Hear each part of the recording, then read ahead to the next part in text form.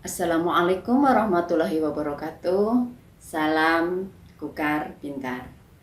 Anak-anak, bertemu lagi dengan saya Ibu Ranem dari tim Kukar Pintar. Hari ini kita bertemu masih dalam pembelajaran Bahasa Indonesia kelas 8 semester 2. Kita masih mempelajari bab 8, yaitu struktur dan kaidah kebahasaan teks drama. Baik anak-anak, buku yang kita gunakan masih tetap seperti yang kemarin, yaitu buku Bahasa Indonesia Kurikulum 2013 edisi revisi tahun 2017.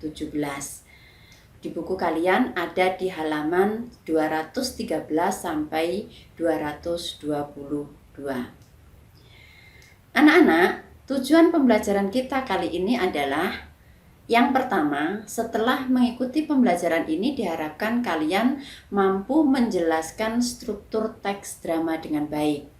Yang kedua, kalian diharapkan mampu mengidentifikasi kaidah kebahasaan teks drama dengan baik. Jadi ingat ya, ada dua tujuan pembelajaran kali ini, yaitu yang pertama tentang struktur teks, yang kedua tentang kaidah kebahasaan teks drama. Mudah-mudahan setelah pembelajaran ini kedua aspek ini nanti bisa anak-anak pahami dengan baik. Baik anak-anak, kita akan ke apersepsi dulu. Kita akan mengingat kembali materi yang telah kita pelajari pada pertemuan yang lalu. Kalian masih ingat bagaimana cara menafsirkan isi drama? Ya, kemarin atau pada pertemuan yang lalu kita telah mempelajari menafsirkan kembali isi drama. Anak-anak, pada saat kita mempelajari tentang menafsirkan isi drama, ada beberapa hal yang sudah kita pelajari. Pertama, kita sudah mencermati isi, daya tarik, dan pelajaran hidup dari sebuah drama yang kita baca. Yang kedua, kita sudah belajar memberi tanggapan dengan alasan sesuai dengan pemahaman. Sehingga kadang kalau terjadi perbedaan tanggapan itu tidak perlu dipermasalahkan.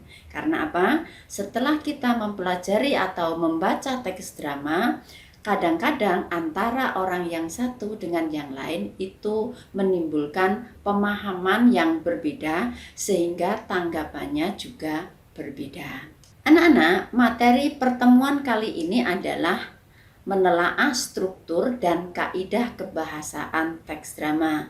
Sesuai dengan tujuannya ya, yaitu yang pertama kita akan menelaah struktur teks drama, yang kedua kita akan menelaah kaidah kebahasaan teks drama. Sudah siap belajar anak-anak? Baik, kita akan lanjutkan ya. Struktur teks drama. Ya. Anak-anak, struktur teks drama itu ada 3 ya. Yang pertama prolog, yang kedua dialog, dan yang ketiga epilog. Ya. Anak-anak, di dalam prolog itu ada pengenalan tokoh, latar, dan latar belakang cerita. Ingat ya, ada 3 poin di dalam prolog. Yang pertama pengenalan tokoh, yang kedua latar, yang ketiga latar belakang cerita. Kemudian yang kedua ada dialog. Nah, di dalam dialog ini ada orientasi, ada komplikasi, dan ada resolusi. Yang terakhir, epilog. Di dalam epilog itu ada penutup dan inti sari cerita. Baik anak-anak, setelah kita mengetahui struktur teks drama, kita akan lanjutkan ke kaidah kebahasaan teks drama. Nah, kita lihat ya, ada apa saja di kaidah kebahasaan teks drama. Yang pertama ada kalimat langsung. Ciri utama teks drama itu adalah kalimat langsung. Karena apa? Di dalam teks drama itu terdiri dari dialog-dialog atau percakapan antara tokoh yang satu dengan yang lain. Nah, dialog itu dimunculkan di dalam teks itu berupa kalimat langsung. Ciri kalimat langsung apa? Ciri kalimat langsung itu kalimatnya diapit oleh tanda petik. Ya. Yang kedua, ada kata ganti. Di dalam percakapan itu ada kata ganti, misalnya aku, saya, kamu, kalian, mereka. Nah, contoh kata-kata itu adalah kata-kata ganti. Yang ketiga ada kata tidak baku. Anak-anak, di dalam percakapan dialog sering kita melihat kalimat-kalimat yang tidak baku. Kalimat percakapan dalam kehidupan sehari-hari itu sering diucapkan dengan menggunakan kata-kata yang tidak baku. Selain itu juga ada kosakata percakapan. Kosakata percakapan itu berbeda dengan kosakata secara tertulis. Artinya, apa yang diungkapkan, apa yang diucapkan oleh tokoh-tokoh di dalam drama itu adalah kalimat-kalimat yang biasa kita gunakan kalau kita sedang bercakap-cakap dengan orang lain. Itu namanya kosakata percakapan. Kata-kata khas pada saat kita berbicara dengan orang lain secara langsung. Yang kelima ada konjungsi temporal. Anak-anak, di dalam teks drama itu menunjukkan atau orang berbicara antara waktu sekarang, waktu yang akan datang, atau waktu yang telah lalu. Nah, untuk menandakan waktu itu ada konjungsi temporal. Selanjutnya ada kata kerja, kata yang menyatakan pekerjaan, ya. Kemudian ada kata sifat yang nanti akan menunjukkan sifat-sifat tokoh atau sifat-sifat orang-orang atau tokoh-tokoh yang ada di dalam cerita tersebut. Kemudian ada kalimat seru. Kalimat seru menyeru, ya, pada saat bercakap-cakap atau berdialog itu ada kalimat-kalimat seru yang diungkap oleh para tokoh. Kemudian ada kalimat perintah. Di dalam cerita tentu ada yang memerintah, ada yang diperintah. Mereka menggunakan kalimat-kalimat perintah. Terakhir ada kalimat tanya. Jadi tentunya di dalam percakapan di dalam drama itu ada kalimat pertanyaan. Tokoh satu bertanya kepada tokoh yang lain. Baik anak-anak, kita akan sedikit memperdalam tentang kalimat tanya. Kalimat tanya itu ditandai dengan tanda tanya. Nah, karena kita bicara tentang teks, maka tanda tanya itu harus terlihat di dalam teks drama. Yang kedua, ditandai dengan kata tanya. Selain tanda tanya, juga ditandai dengan kata tanya. Misalnya, siapa, di mana, mengapa, kapan, dan bagaimana. Itu adalah kata-kata tanya. Kemudian ada juga kalimat yang digunakan itu kalimat retoris. Secara wujud atau secara pelafalan itu adalah kalimat tanya. Tapi sebetulnya kalimat retoris ini kalimat pertanyaan yang tidak memerlukan jawaban. Jawabannya sudah bisa ditebak atau sebetulnya kalimat pertanyaan ini sudah ada jawabannya. Misalnya, apakah kita tidak perlu air? Itu kan kalimat tanya. Nah, keperluan air itu mutlak. Jadi pertanyaan itu sebetulnya tidak perlu dijawab. Itu sudah menandakan bahwa setiap kita, setiap makhluk hidup itu perlu air. Kemudian yang terakhir, ada kalimat pertanyaan yang sebetulnya memerintah. Bertujuan memerintah, bertujuan memerintah. Misalnya, apa kamu tidak bisa pergi dari sini?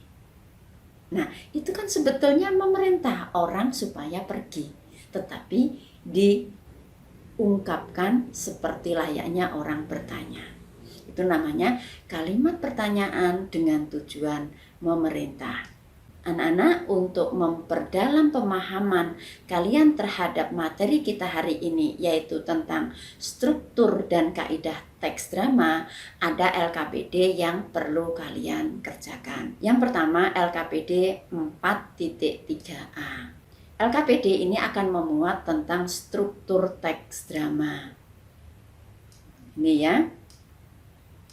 Nah, kalian bisa baca buku kalian halaman 215 sampai 218. Di sana ada contoh teks drama ada babak 1, 2, 3, 4. Ada drama 4 babak. Ya, kalian bisa berdiskusi dengan temannya. Kalau tidak memungkinkan, kalian bisa kerjakan secara mandiri. Nah, ini adalah format yang bisa kalian gunakan untuk mengerjakan LKPD 8.3a. Di sana ada struktur teks drama, kemudian ada kutipan teks drama. Setelah kalian membaca teks drama itu, carilah prolognya, orientasi, komplikasi, resolusi, dan epilog. Kemudian tulislah kutipan yang ada di dalam teks tersebut. Selanjutnya, setelah selesai, kalian bisa berikan kepada teman atau presentasikan, ya. Dan nanti teman lain akan memberi tanggapan terhadap tulisan kalian atau format yang sudah kalian isi atau pekerjaan yang sudah kalian presentasikan dengan format seperti berikut. Nah, apa saja aspek yang ditanggapi? Misalnya kelengkapannya, ketepatannya, keterperinciannya, lengkap tidak strukturnya, tepat tidak kaidah kebahasaannya, rinci atau tidak cara teman kalian itu menganalisis teks drama tersebut. Isikan pada form yang tersedia. Selanjutnya, LKPD mencermati kaidah kebahasaan, yaitu LKPD 8.3b. Anak-anak nanti bisa mencermati sebuah teks, kemudian catat kaidah kebahasaannya. Kalian bisa menggunakan buku siswa halaman 220. Apa yang harus dicatat di sana? Yang harus dicatat adalah 1. Ada atau tidak kaidah kebahasaan di dalam teks tersebut. Kemudian tulislah kutipan yang memuat kaidah kebahasaan yang ada di dalam teks drama tersebut. Bisa dikerjakan ya anak-anak? Saya rasa bisa. Saya yakin anak-anak bisa mengerjakan. Anak-anak, di akhir pembelajaran nanti kalian diharapkan bisa membuat peta pikiran secara individu. Hari ini kita sudah mempelajari 2 hal ya. Yang pertama tentang struktur teks, yang kedua tentang kaidah kebahasaan teks. Tuliskan struktur teks drama pada tempat yang sudah disediakan.